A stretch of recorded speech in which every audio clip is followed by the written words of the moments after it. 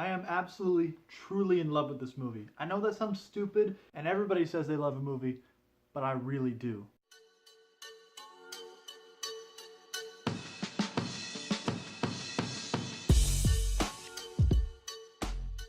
Today we're talking about The Big Sick. The Big Sick is, in my opinion, the best movie of 2017. Which is surprising considering that it was just an Amazon released movie. It did not have a wide release, and it's free with Amazon Prime, which pretty much everybody has these days, or they use their friend's Amazon Prime. So I can guarantee you, you open up your laptop right now, go on your Xbox, go on your PlayStation, doesn't matter, you can watch this movie. The Big Sick follows Kumail Nanjiani and the true story of how he met his wife and the turmoil they went through early on in the relationship. When I say turmoil, I don't mean like, oh, they had a little spat and they broke up. I mean, his culture dictates that he gets an arranged marriage. She didn't like that. His family said that they would kick him out if they didn't end. And on top of that, she went into a coma. Just to specify, this is a true story. Now, The Big Sick starts out as your average romantic comedy. It follows Kumail, his wife, then girlfriend, who he just met, and like I said, it's your average romantic comedy. You laugh, you root for them, you say cheesy shit like, aw, and why can't they get together? And I hope it works for them. But about halfway through the movie, everything that I told you about breaks down.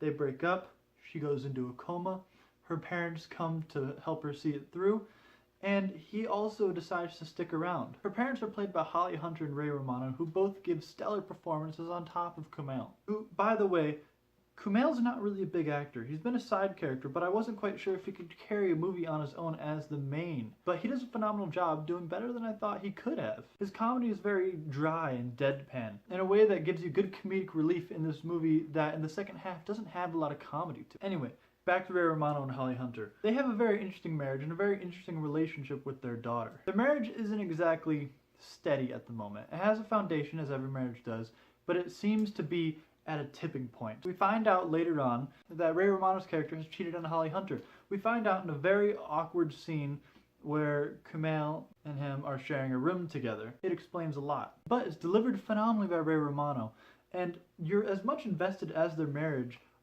as you are in the focal point relationship of this movie. It is a great performance by Holly Hunter, and probably the best performance of Ray Romano, and that's including his long-running TV show. The reason, though, that this movie is the best movie of 2017, in my opinion, is because it's not just a romantic comedy. It is a romantic comedy, and it brings life to a genre that, in my opinion, was near dead. But it's not just a romantic comedy.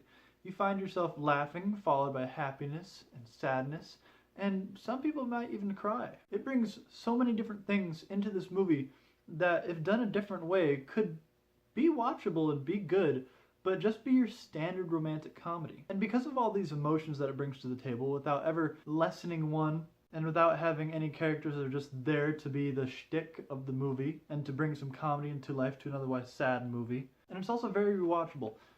I watched it one day, turned around, watched it the next day, turned around, watched it the next day, and then a couple months later, now, watched it 2 more times in 4 days. So I hope I've convinced you to borrow your friend's Amazon Prime account, watch this, and love it just as much as I do. I'm going to give this movie a 9.4 out of 10. So I hope you guys enjoyed this. Thanks for watching. Make sure to like, comment, subscribe, and check out my other reviews.